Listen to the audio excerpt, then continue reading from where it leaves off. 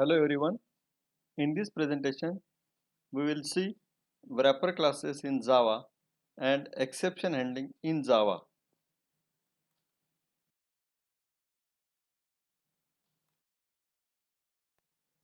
First, we will see wrapper classes in Java. Primitive data types may be converted into object types by using wrapper classes in the java.lang package. Following table shows the simple data types and their corresponding wrapper class types. For the Boolean simple type, there is a wrapper class called as Boolean.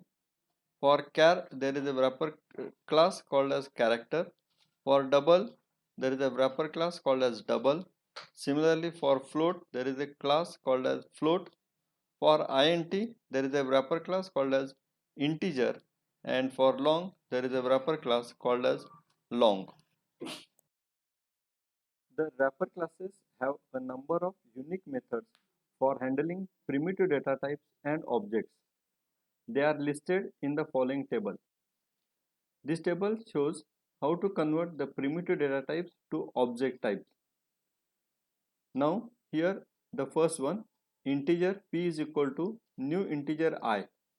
The conversion action here is primitive integer to integer object. Then float q is equal to new float j, that is primitive float to float object. Similarly, double r is equal to new double k converts primitive double to double object. Long s is equal to new long l converts primitive long to long object. Here I, j, k and l are primitive data values denoting integer, float, double and long data types respectively.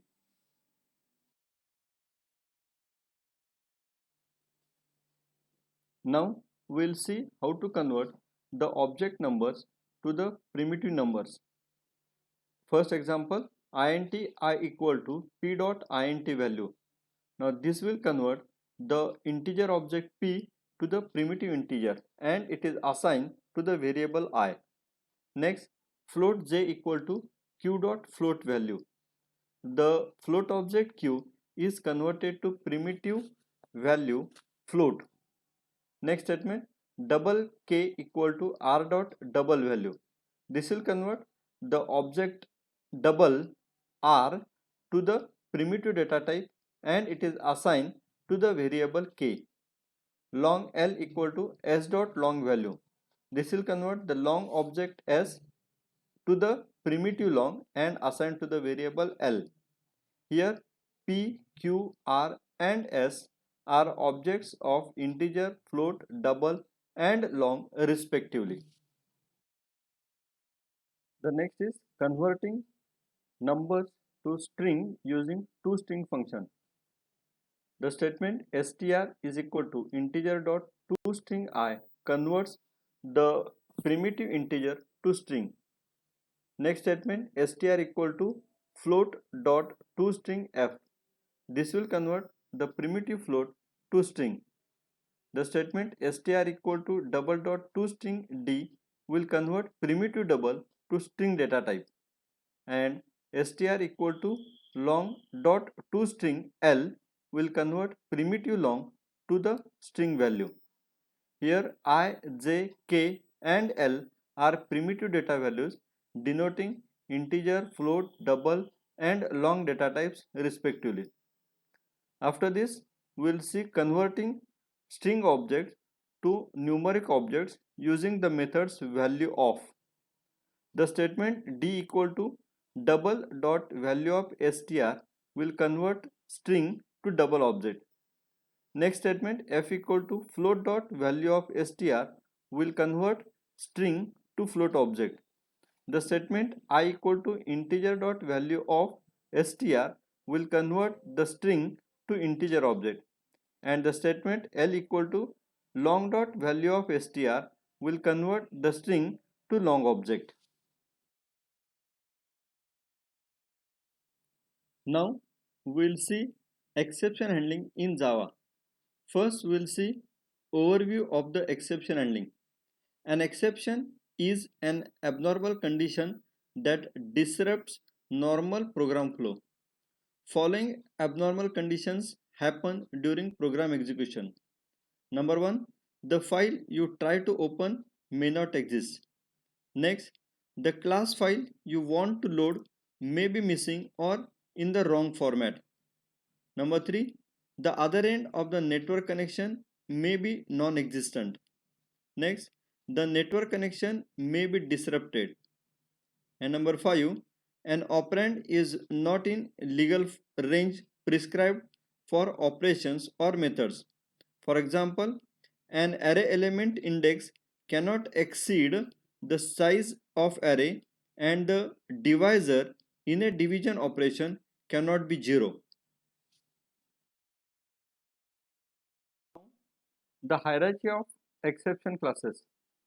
Exceptions are either objects or class instances. Exceptions classes form their own class hierarchy. The root class of all exception classes is the throwable class. The figure on the next slide shows the hierarchical relationship among some of the common error and exceptions.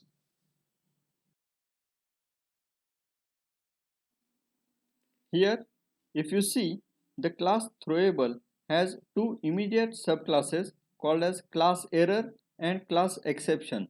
The subclasses of error are basically used for signaling abnormal system conditions. For example, out of memory error signals that Java virtual machine has run out of memory and that the garbage collector is unable to claim any more free memory. A stack overflow error signals a stack overflow in the interpreter. These error exceptions are in general unrecoverable and should not be handled. The subclasses of the exception class are recoverable. For example, an EOF exception signals that a file you have opened has no more data for reading. Here are four cases in which the system throws four types of runtime exception. Number 1, arithmetic exception. For exceptional arithmetic conditions like integer division by 0.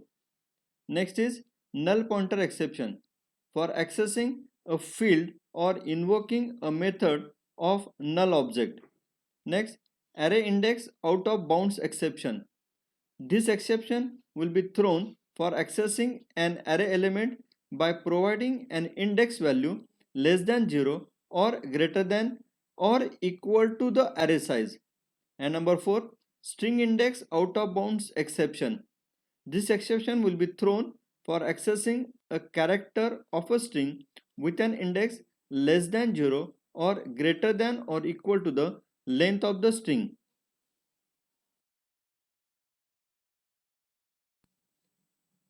An exception is a condition that is caused by runtime error in the program. When Java interpreter encounters an error, it creates an exception object and throws it.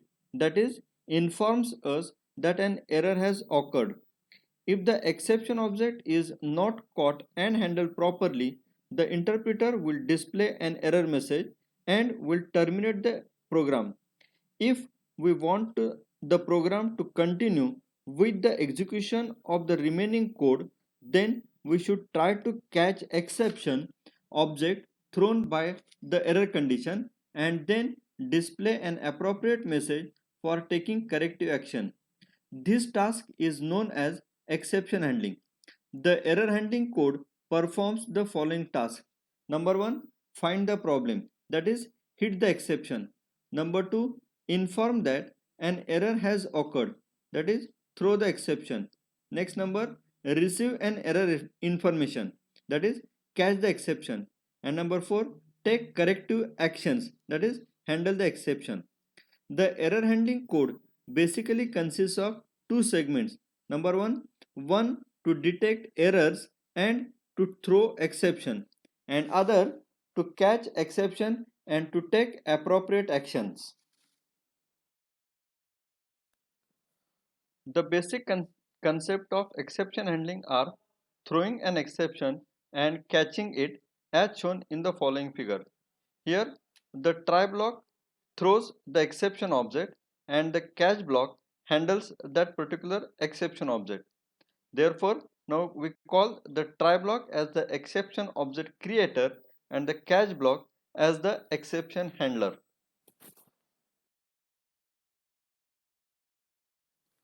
Java uses the keyword try to preface a block of code that is likely to cause an error condition and throw an exception. A catch block defined by the keyword catch catches the exception thrown by the try block and handles it appropriately. The catch block is added immediately after the try block. The try block can have one or more statements that could generate an exception. If any one statement generates an exception, the remaining statements in the block are skipped and execution jumps to the catch block that is placed next to the try block. The catch block can have one or more statements that are necessary to process the exception. Every try statement should be followed by at least one catch statement, otherwise the compilation error will occur.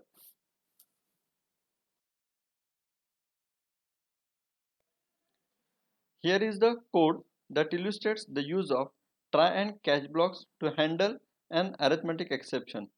In this program, integer variable a is initialized to 10, b is to 5, c is to 5, and x and y, these two are the integer variables. In the try block, there is a statement x is equal to a upon b minus c. Now this statement will throw the arithmetic exception.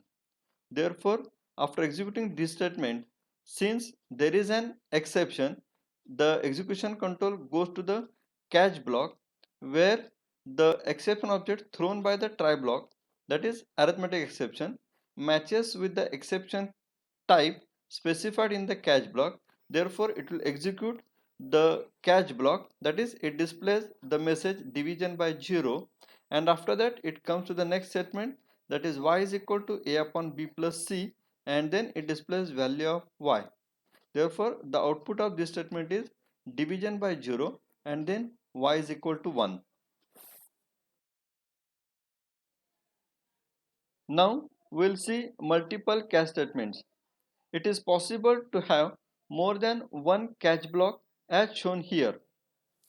When an exception in a try block is generated, Java treats the multiple catch statement like cases in a switch statement. The first catch statement, whose parameter matches with the exception object, will be executed and the remaining catch statements will skipped. Java does not require processing of the execution at all. We can simply have a catch statement with an empty block to avoid the program abortion. This example shows use of multiple catch blocks. In this program, array A contains two elements 5 and 10. B is equal to 5, it is the another one integer variable. Then in the try block, there is a statement int x equal to a2 upon b minus a1. Now here it throws the exception and the exception type is array index out of bounds exception. Therefore now after executing this try block, the execution control goes to the catch block with the parameter array index out of bounds exception. Therefore it displays the message array index error on the screen, and after that the execution control goes to the next statement, that is integer y equal to a1 upon a0, and then the value of y is displayed on the console. Therefore now the output is array index error and then y is equal to 2. Using the finally statement, this statement can be used to handle an exception that is not caught by any of the previous catch statements. Finally block can be used to handle any exception generated within a try block. It may be added immediately after the try block or after the last catch block. When finally block is defined, this is guaranteed to execute regardless of whether or not an exception is thrown.